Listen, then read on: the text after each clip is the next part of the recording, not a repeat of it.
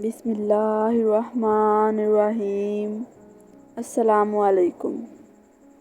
حضرت علی نے ارشاد فرمایا، جب میرا جی چاہتا ہے کہ میں اپنے رب سے بات کروں تو میں نماز پڑھتا ہوں، اور جب میرا جی کرتا ہے کہ میرا رب مجھ سے بات کرے تو میں قرآن پڑھتا ہوں۔ کیا آپ جانتے ہیں، اخلاق ایک دکان ہے اور زبان اس کا تالا ہے۔ تالا کھلتا ہے تو معلوم ہوتا ہے کہ دکان سونے کی ہے یا کوئلے کی۔ میں اپنے بڑوں کا احترام اس لیے کرتا ہوں کہ ان کے ثواب مجھ سے زیادہ ہیں، اور اپنے چھوٹوں کا احترام اس لیے کرتا ہوں کہ ان کے گناہ مجھ سے کم ہیں۔ فرمان حضرت علی، زندگی کی اصل خوبصورتی یہ نہیں کہ آپ کتنے خوش ہیں، بلکہ زندگی کی اصل خوبصورتی تو یہ ہے کہ دوسرے آپ سے کتنا خوش ہیں۔ اگر تم سے کوئی بھلائی کی امید رکھے تو اسے مایوس مت کرو، کیونکہ لوگوں کی ضرورت کا تم سے وابستہ ہونا تم پر اللہ تعالیٰ کا خاص کرم ہے۔ اور تم پر جو مصیبت آتی ہے تو وہ تمہارے ہی ہاتھوں کے کیے ہوئے کاموں سے آتی ہے، اور وہ بہت سے گناہ معاف کر دیتا ہے۔ گناہ پر ندامت گناہ کو مٹا دیتی ہے، نیکی پر غرور نیکی کو تباہ کر دیتا ہے۔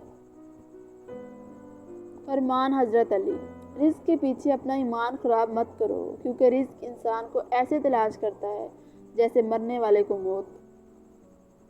یہ زندگی 2 دن کی ہے، ایک دن تمہارے حق میں اور دوسرے دن تمہارے مخالف۔ جس دن تمہارے حق میں ہو اس دن غرور مت کرنا، اور جس دن تمہارے مخالف ہو اس دن صبر کرنا۔ حضرت علی نے فرمایا، اپنے بہترین وقت کو نماز میں وقف کرو، کیونکہ تمہارے سب کام تمہاری نماز کے بعد قبول ہوں گے۔ لفظ انسان کے غلام ہوتے ہیں، مگر صرف بولنے سے پہلے تک۔ بولنے کے بعد انسان اپنے الفاظ کا غلام بن جاتا ہے۔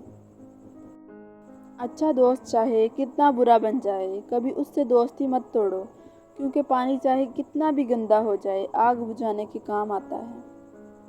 جو شخص سجدوں میں روتا ہے اسے تقدیر پر رونا نہیں پڑتا۔ ادب کیجیے ہماری خاموشی کا، آپ کی منافقت کو چھپائے پھرتی۔ منافق جب کسی کو گرانا چاہتا ہے تو اس کو دھکا نہیں سہارا دیتا ہے۔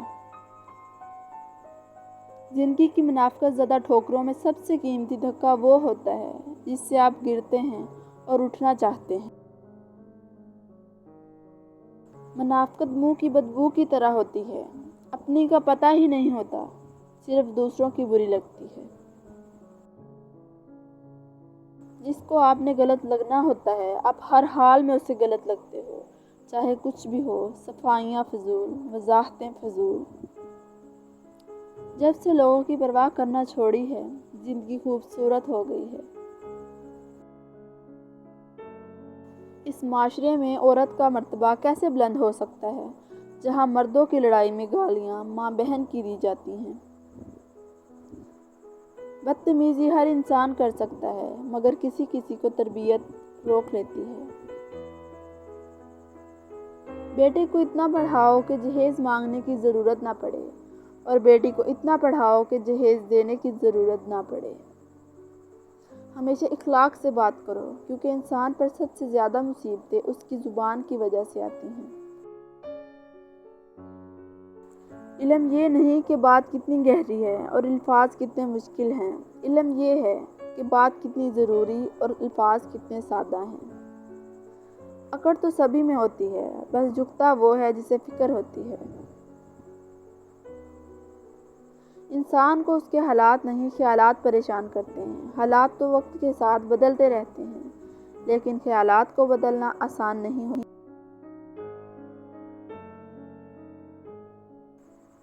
خوشیوں کا تعلق آپ کے حالات سے نہیں، آپ کے فیصلوں سے ہے۔ کشتیاں باہر کے پانی سے نہیں، اندر کے پانی سے ڈوبتی ہیں، اور گھر بھی۔ لوگ اچھا پڑھنے اور اچھا لکھنے والے کو قابل انسان سمجھتے ہیں، جبکہ حقیقت میں قابل وہ ہے جو اچھا سوچے اور اچھا بولے۔ تہذیب سکھاتی ہے جینے کا سلیقہ، تعلیم سے جاہل کی جہالت نہیں جاتی۔ سوچوں کے بدلنے سے نکلتا ہے نیا دن، سورج کے چمکنے کو سویرا نہیں کہتے۔